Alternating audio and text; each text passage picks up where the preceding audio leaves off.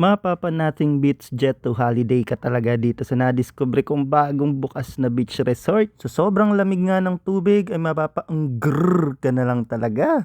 So saan ba to? Tara, samahan niyo ako. Hey yo, what's up mga pards? Samahan nyo nga ako mga pards dahil meron ako na-discover na bagong bukas daw na private beach resort. Tingnan nyo naman mga pards ang infinity pool nila dito. Sa sobrang haba nga nito ay talaga namang nahiya na lang ang EDSA. Pagkalapag nga namin ay pinag-aagawan at pinagkakaguluhan agad kami nitong mga tour guide. Eto nga si tatay ay binubulungan kami na pag sa kanila raw kami nag-book ay bibigyan kami ng malaking discount. Sinubukan din kaming sulutin ng kalaban nila dito sa may kabilang resort. Ang sabi ko nga ay babalik kami kapag wala kaming ibang nakita na mapag-check-inan. Taray, turista yarn! Grabe nga talaga ang hype ng bagong bukas na beach resort na to. Paano ba naman ay tingnan nyo naman sa entrance pa lang ay talagang pinipilahan at dinudumog na ng mga turista. World class nga talaga to dahil nakita nyo naman at puro mga foreigner ang mga nakasama namin. Dito nga sa may Station 1 ay wala na rin kami nakuhang cottage dahil okupado na. Nakita nyo naman itong mga pards natin at may nabingwit pa na Canadian. Nakakatuwa nga na hanggang Canada pala yung maabot ang ating vlog. Sinubukan nga rin namin maghanap dito sa may Station 2 kung meron pa kami mapag-check-inan, ang kaso mo ay fully book na rin daw. Dito naman sa Station 3 ay naunahan kami dahil kakabook lang din daw ng mga Latina. Dito nga sana namin gusto sa may Station 4 dahil ang mismong resort na to ay meron ng katabi na branch ng Krispy Kreme Donut. Sa Station 5 naman ay meron daw dalawang room na magkatapatan lang, ang kaso mo ay pareho na ring naokupan ng mga taga Land of Don. Ito nga ang nagustuhan namin sa may Station 6 dahil nakita nyo naman na merong balcony at overlooking lang din ng view. Hindi nga namin in-expect mga parts na dito pala sa Station 6 ay meron na ring naka-duty na lifeguard.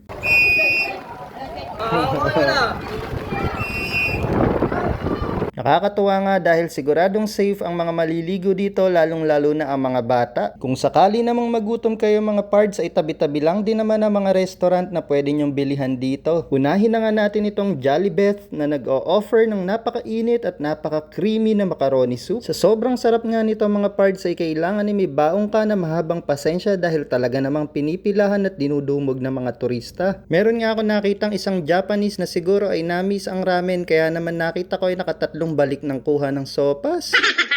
Kung ang cravings nyo naman mga pards ay barbecue ay meron din dito. Kaya naman kahit anong oras ka mag-crave mga pards ay walang problema dahil bukas daw sila 24/7. Dito na nga namin napiling mag-dine in dahil noong mga oras na to ay wala pa rin masyadong mga turista at siguro ay may mga jet lag pa. Nakita ko nga sa katapat na restaurant ay napakaraming mga Italiano. Paano ba naman ay nagsiserve daw doon ng Italian spaghetti? At kung ang hanap nyo naman ay eat all you can na buffet style ay siguradong meron din dito mga pards.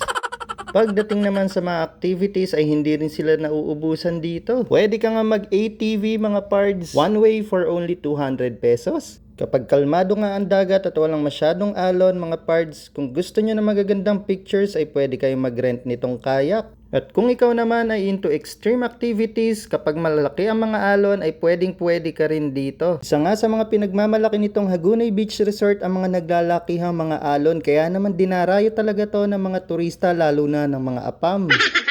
Pwede ka nga rin pala ditong mag-disposable jet ski dahil pagkayari mong gamitin ang motor ay tatapon mo na lang at di mo na mapapakinabangan.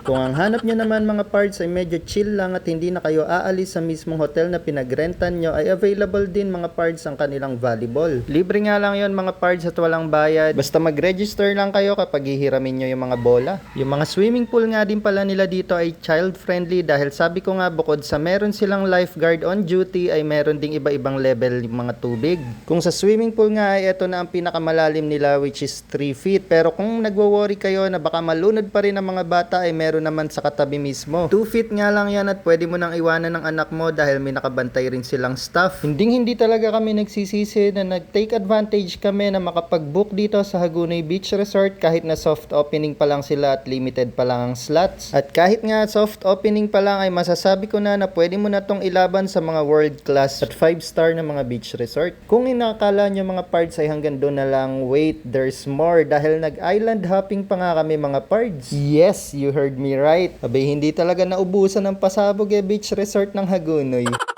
Ako na lang talaga ang nalungkot para sa Boracay dahil sinasabi ko ito na magiging number 1 tourist destination sa buong Pilipinas. Sulit na sulit nga mga pards dahil inilibot kami dito sa mga nagagandahang mga isla at nasabi ko na lang na goodbye na rin sa 100 Islands.